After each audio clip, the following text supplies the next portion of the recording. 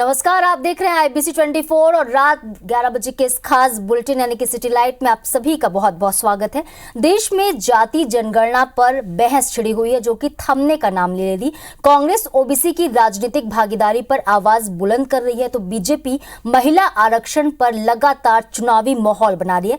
यानी कि मध्य प्रदेश, छत्तीसगढ़ समेत 5 राज्यों में होने वाले विधानसभा चुनाव और अगले साल होने वाले लोकसभा के चुनाव के लिए अब चुनावी मैदान तैयार किया जा रहा है। उनके चुनावी एजेंडे में ओबीसी वोटर पहली लिस्ट में हैं, तो क्या ओबीसी वोटर्स के सहारे अब राजनीतिक दलों की जो नाव है वो पार लगेगी? इस रिपोर्ट में आपको दिखाते हैं। महिला आरक्षण के अंदर ओबीसी आरक्षण क्यों नहीं किया? जरा कांग्रेस वाले स्पष्टता करें, क्या आबादी के हिसाब से हक मिलेगा क्या? तो क्या अल्पसंख्यकों को कांग्रेस हटाना चाहती है क्या? तो क्या सबसे बड़ी आबादी वाले हिंदू अब आगे बढ़कर अपने सारे हक ले लें क्या?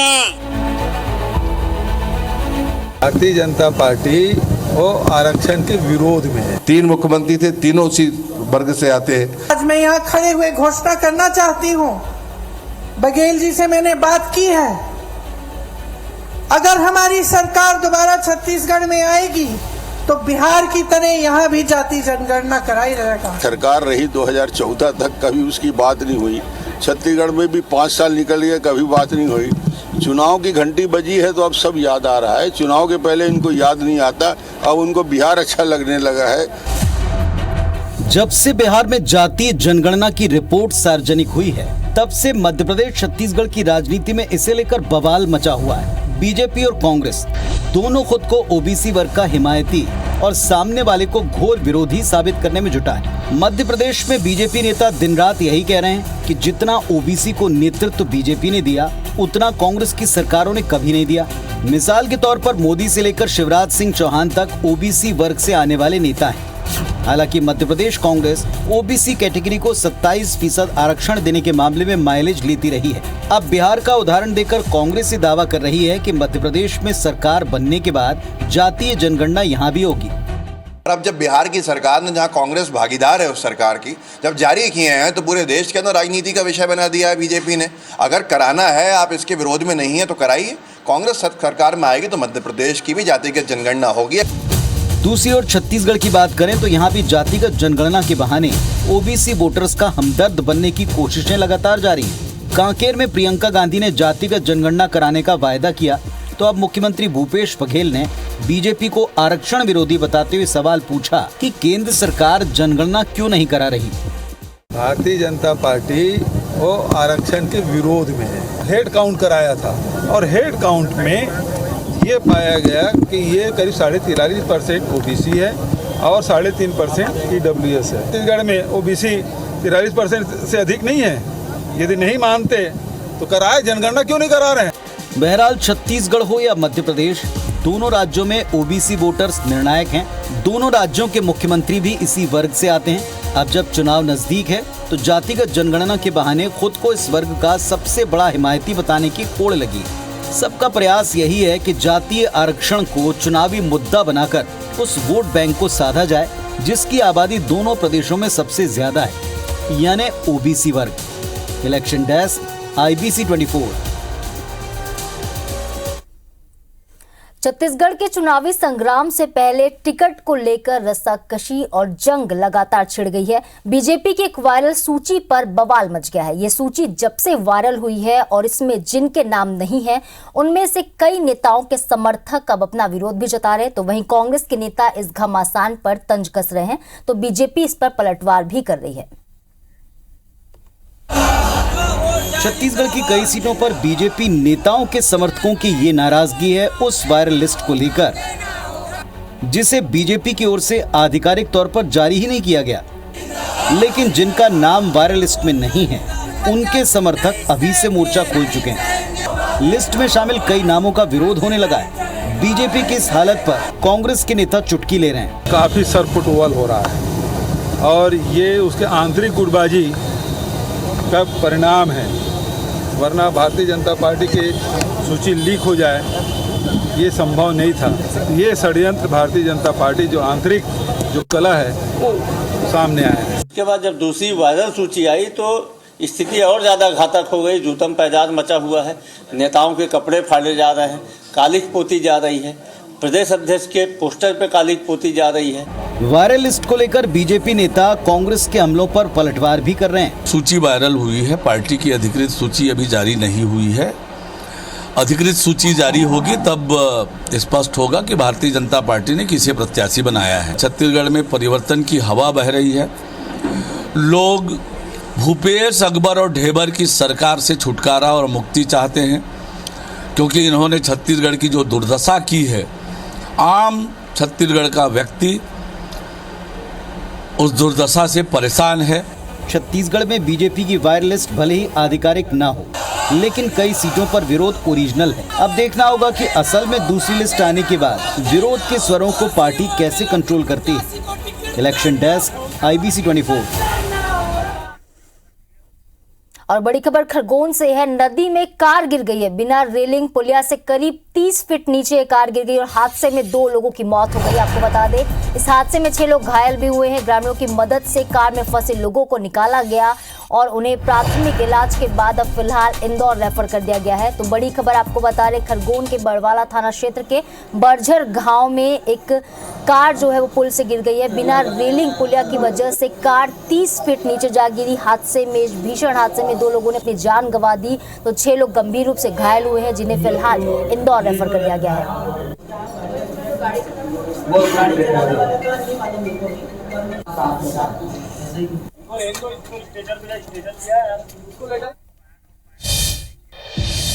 छत्तीसगढ़ में चुनाव से पहले बीजेपी कांग्रेस में केंद्र और राज्य सरकार की उपलब्धियों को गिनाने की होड़ सी लगी है। शनिवार को कांग्रेस की मीडिया कोऑर्डिनेटर राधिका खेड़ा ने प्रेस कॉन्फ्रेंस की और राज्य सरकार की उपलब्धियां गिनाई, जिस पर रमन सिंह ने पलटवार किया। राधिका खेड़ा एक बार छत्तीसगढ़ की सड़कों पर घूम ले। रमन सिंह ये कह रहे हैं कि हकीकत उन्हें पता चल जाएगी। प्रदेश के किसानों के अन्नदाता के हाथ में रमन सिंह ने कटोरा धरने का काम किया। 15 साल में इनकी सरकार में यहाँ का किसान 15,000 से ज्यादा आत्महत्या कर चुके थे। उसको एक बार छत्तीसगढ़ की सड़कों में घुमा तो दिया जाए। लूट, हत्या, बलात्कार, 3-3 साल की बेटियों के साथ बलात्कार हो रहा है। शराब, जुआ और अपराध किस तेजी के साथ बढ़ा हुआ है, एक बार छत्तीसगढ़ के आम आदमी से पूछ के तो देखें। और इधर भरतपुर सोनहत विधानसभा में विधायक गुलाब कमरो और पूर्व विधायक चंपा देवी पावले के बीच अब श्रेय की सियासत है। दोनों विकास कार्यों को लेकर आमने सामने हैं। आरोप प्रत्यारोप की लड़ाई अब हाजमोला खाने और डबल पावर का चश्मा लगाने तक पहुंच गई है। सुनिए आप भी। तो हमने काम किया है। ये 15 साल इनकी सरकार थी, भाजपा की सरकार थी, खुद भी विधायक रहे, कुछ कर नहीं पाए। तो पीड़ा है, इन लोगों को पच नहीं रहे, हजम नहीं रहे, जैसे हजमोला की जरूरत पड़ती है। मैं कहूँगी कि वो भूमि पूजन कर रहे हैं। अभी चुनाव आ रहा है, हर गांव में ढोल मंजीरा लेके बता रहे हैं भूमि पूजन कर रहे हैं। वो खुद डबल चश्मा, डबल पावर का लगा ले, मुझे लगता है। जिला बनने के बाद पहली बार मुख्यमंत्री शिवराज सिंह चौहान आज मैहर पहुंचे, जहां उन्होंने सबसे पहले मां शारदा मंदिर पहुंचकर पूजा अर्चना की और प्रदेश की खुशहाली की कामना की। इसके बाद सीएम ने बंधा बैरियल के पास एक जनसभा को संबोधित किया। इस दौरान सीएम ने कांग्रेस और कमलनाथ पर जमकर हमला बोला। सीएम ने कहा कि हम सरकार नहीं, परिवार चलाते हैं, जनता के दुख दर्द को दूर करने में कोई कसर नहीं छोड़ेंगे। इस दौरान सीएम ने शारदा लोक बनाने की घोषणा भी की, साथ ही हर की पौड़ी बनाने का भी वादा किया। नवगठित जिला मैहर अर्पित करने आया हूं और मां से यही प्रार्थना की है कि नवगठित जिले मैहर की जनता सुखी हो, निरोग हो, सबका मंगल और कल्याण हो और प्रगति और विकास की दृष्टि से कि जिला लगातार आगे बढ़ता जाए। और बैटिंग ऐप यानी कि महादेव के खिलाफ ताबड़तोड़ कार्रवाई चल रही है। ऐसे में सीएम भूपेश बघेल ने भी एक बयान दिया है, जिस पर पूर्व विधानसभा के अध्यक्ष प्रेम प्रकाश पांडे ने पलटवार किया।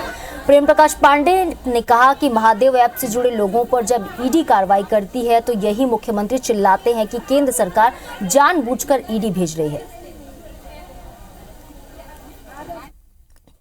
महादेव ऐप का जो ईडी के द्वारा जब कार्रवाई हो रही है तब मुख्यमंत्री क्यों बोल रहे हैं केंद्र से? केंद्र तो जब कार्रवाई चालू किया और वो भी छत्तीसगढ़ राज्य के पुलिस के एफआईआर और इस पे, और जब सीएम हाउस के आसपास के लोग उसमें फंस रहे हैं तो ईडी के खिलाफ बोलते हैं। छत्तीसगढ़ में बीजेपी की कथित वायरल सूची को लेकर घमासान है। पार्टी में विरोधी स्वर उठने लगे हैं। कई जगह पार्टी नेता कार्यकर्ता वायरल सूची में प्रत्याशियों के नाम को लेकर खासे असंतुष्ट नजर आ रहे। ऐसे में नाराज नेता कार्यकर्ता अब आपत्ति भी दर्ज करा रहे। इसी कड़ी में शनिवार को अलग अलग विधानसभा क्षेत्रों से बीजेपी के कार्यकर्ता, नेताओं और समाज के लोगों ने भाजपा के प्रदेश अध्यक्ष अरुण साव से मुलाकात की और अपने इलाके में नए चेहरों को मौका देने की मांग की।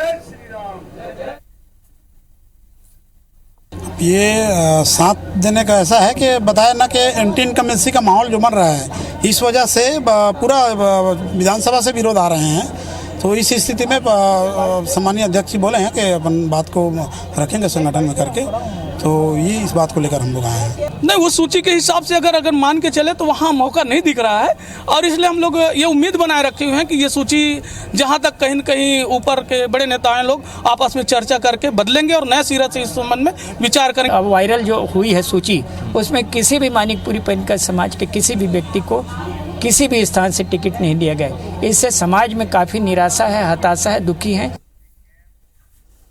मध्य प्रदेश के करीब 100 शहरों में दीनदयाल रसोई योजना चल रही, जिनमें लोगों को 5 रुपए में भरपेट भोजन मिलता है।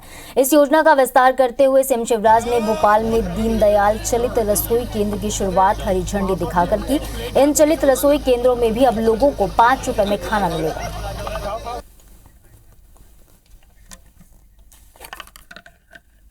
मन में ये विचार आया कि रसोई तक भोजन करने क्यों जाए, अरे जहाँ गरीब है वहीं रसोई ले जाओ। गाड़ी में पूरा भोजन रहेगा,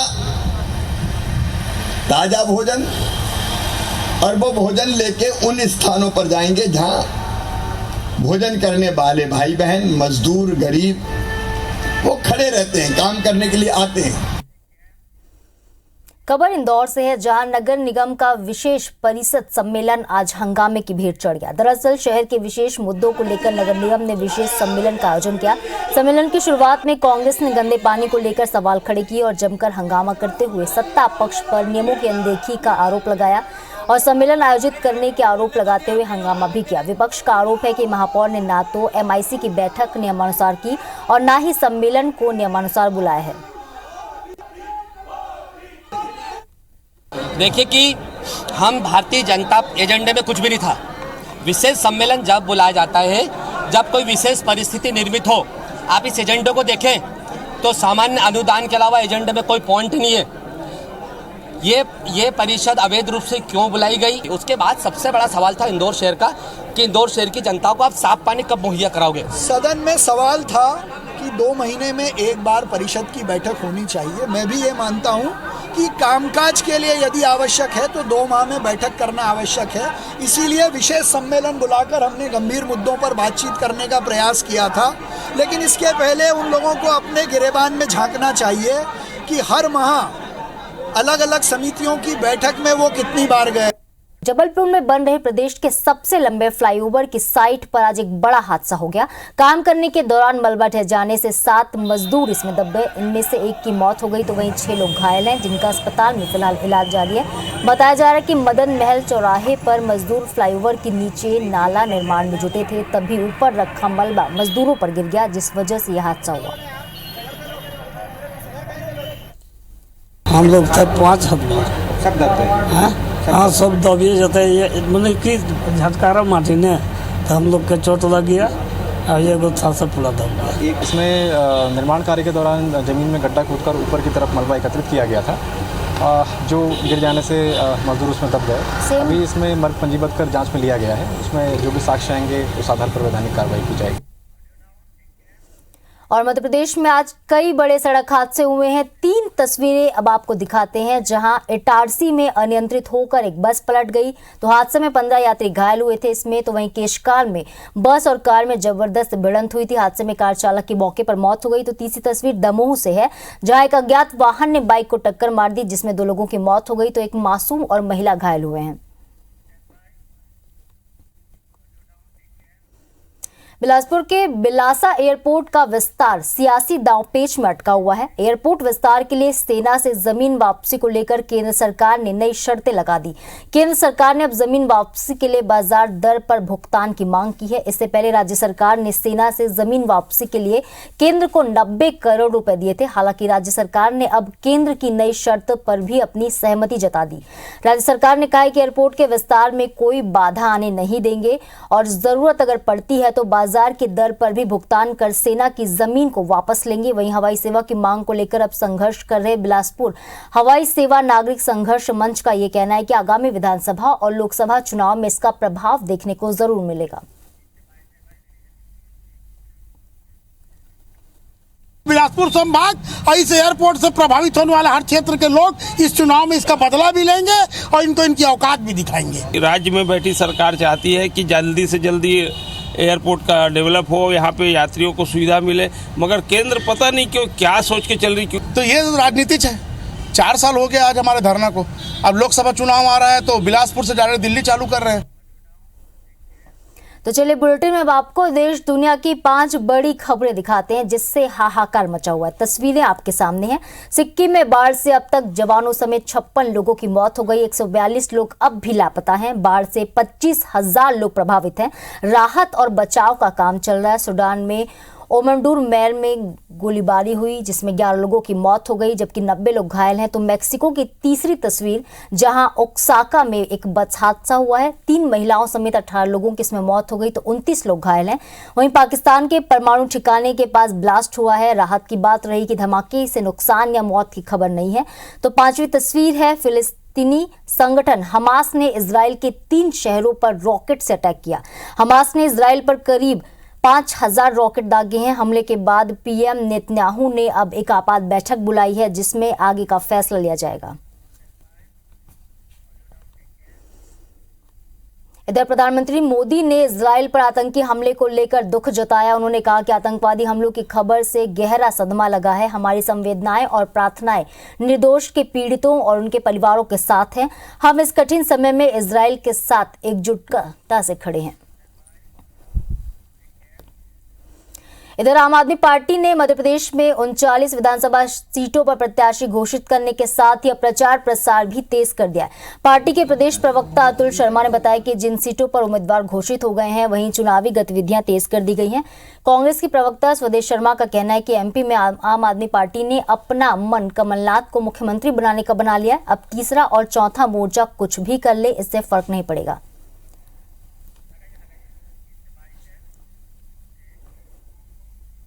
देखिए 39 सीटें हमारी घोषित हो चुकी हैं जहां पे हमारी सक्रियता 100% पूरी है। और अगर हम अन्य और सीटों की बात करें तो जैसे ही हमारी तीसरी लिस्ट आती है जिस पर काम चल रहा है तो वहाँ भी हमारी सक्रियता रहेगी। कुछ भी कोशिश कर लो, कोई भी दल आ जाओ, नुकसान तो भाजपा को ही हो रहे हैं। कांग्रेस को किसी भी तरह का कोई नुकसान नहीं हो रहा है। हमें तो बल्कि ये कहो कि हम 150 प्लस की बात जो कर रहे हैं, हम 150 प्लस से भी और आगे जा सकते हैं। ये आगे आने वाला चुनाव परिणाम बताएगा। आम आदमी पार्टी जो दिल्ली में है और पंजाब में है वहाँ गिनाने के लिए क्या है, उन्होंने क्या कार्य किए, तमाम तरह के नेता उनके जेल में हैं। आज मध्य प्रदेश में प्रलोभन देके ये तीसरे मोर्चे के रूप में जो सेंध लगाने की कोशिश कर रहे हैं, ये सीधा सीधा कमलनाथ जी से डीलिंग की बात है, प्रेशर बनाने की पॉलिटिक्स है। कांग्रेस की राष्ट्रीय प्रवक्ता साधना भारती के आरोपों को लेकर बीजेपी के मीडिया प्रभारी ने कांग्रेस से सवाल किए। मध्य प्रदेश बीजेपी के मीडिया प्रभारी आशीष अग्रवाल ने कहा कि बीजेपी की सरकार पर आरोप लगाने से पहले कांग्रेस अपने कार्यकाल की बात करे, जिस कार्यकाल में हर वर्ग को परेशान किया गया। बीजेपी के शासनकाल में एमपी इकलौता ऐसा राज्य है जिसने बलात्कार और अपराध के लिए प्रावधान किए तो वहीं 50 से ज्यादा अपराधियों को फांसी की सजा दिलाई। देखिए, एक तो कांग्रेस ने अगर सही में योजनाएं बनाई होती जीवन बदलने की तो 75 साल बाद भी गरीब क्यों होता, आदिवासी परेशान क्यों होता, शोषित वंचित क्यों होता। उन्होंने तो सदैव वोट बैंक की राजनीति की। भारतीय जनता पार्टी ने लोगों को हक दिलाने के लिए समाधान की राजनीति की और ऐसे में जो भी शोषित हैं, वंचित हैं, उनको आगे लाने के लिए योजनाएं लाई जा रही हैं और उनका प्रभाव जमीन पर है। खबर रायसेन से। सड़क पर शव रखकर परिजनों ने चक्काजाम किया है। सागर भोपाल रोड पर शव रखकर परिजनों ने चक्काजाम किया है। सड़क हादसे में दंपत्ति की मौत हुई थी। तो बेटी गंभीर रूप से घायल हुई थी। इस हादसे में अमरावत घाटी पर एक ट्रक ने बाइक को टक्कर मार दी थी और पुलिस की कार्रवाई न करने का विरोध यहाँ पर लोग कर रहे हैं। चक्का जाम किया है, एसपी से शिकायत की थी, लेकिन जब एक्शन नहीं लिया पुलिस ने तो अब परिजन चक्का जाम कर रहे हैं। ट्रक चालक के खिलाफ कार्रवाई की मांग कर रहे हैं। बड़ी खबर रायसेन से इस वक्त आपको दिखा रहे हैं। सड़क पर शव रखकर परिजनों ने चक्का जाम किया है। सागर भोपाल रोड पर शव रखकर चक्का जाम किया जा रहा है। सड़क हादसे में दंपति की मौत हो गई थी, जबकि उनकी बेटी गंभीर रूप से घायल है। अमरावत घाटी पर एक ट्रक ने बाइक को टक्कर मारी थी। पुलिस पर कार्रवाई न करने का आरोप है, जिसके विरोध में ये चक्का जाम किया जा रहा है।